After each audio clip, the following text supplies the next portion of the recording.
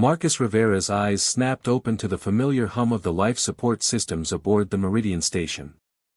The artificial dawn cycle was beginning, casting synthetic sunlight through the viewport of his quarters. But something was wrong. The weight distribution on his bed felt different. He turned his head slowly, expecting to find empty space beside him as always during his 18-month rotation as the station's xenobiologist. Instead, he found a woman with silver hair and luminescent blue eyes staring back at him. Her skin had an almost translucent quality, with faint veins that pulsed with bioluminescent patterns. "Good morning, Marcus," she said, her voice carrying harmonics that seemed to resonate directly in his chest cavity. Marcus bolted upright, his heart hammering against his ribs. The woman remained calm, sitting cross-legged on his bed as if she belonged there. She wore what appeared to be a form-fitting suit made of organic material that shifted and breathed with her movements. "Who are you? How did you get past station security?" Marcus demanded, reaching for the emergency beacon on his nightstand. His hand passed through empty air where the device should have been. "Your beacon won't work," the woman said matter-of-factly. "I've temporarily disrupted the electromagnetic fields in this section. My name is Lyra, and I'm here because we need to talk about what you discovered in specimen Container 7 Alpha." Marcus's blood ran cold.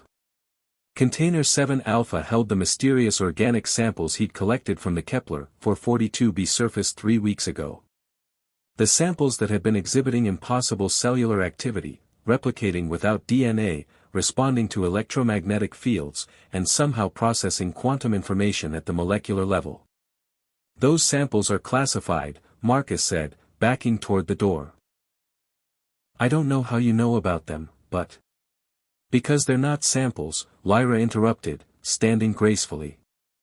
As she moved, Marcus noticed her feet didn't quite touch the floor. "They're fragments of my people.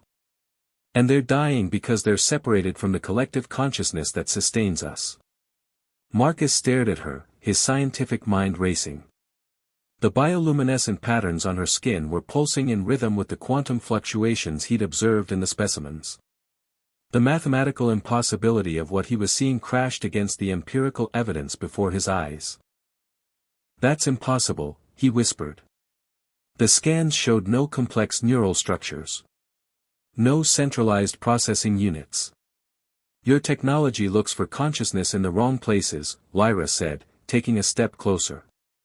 "My species evolved beyond individual brains 2 million years ago.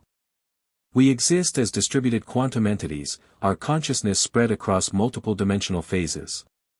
What you call specimens are living fragments of our children." The implications hit Marcus like a physical blow. If what she was saying was true, then his research had been tantamount to vivisection of sentient beings. The cellular samples he'd been probing, analyzing, and subjecting to various tests weren't just alien tissue, they were suffering children. "The quantum resonance patterns," Marcus said, the pieces clicking together in his mind. "The way they responded to electromagnetic stimulation. You were trying to communicate." "We've been screaming for weeks," Lyra said, her bioluminescent patterns shifting to deep reds and purples. "Every test you ran caused them agony. But we also learned something crucial: human neural architecture is compatible with our quantum consciousness network.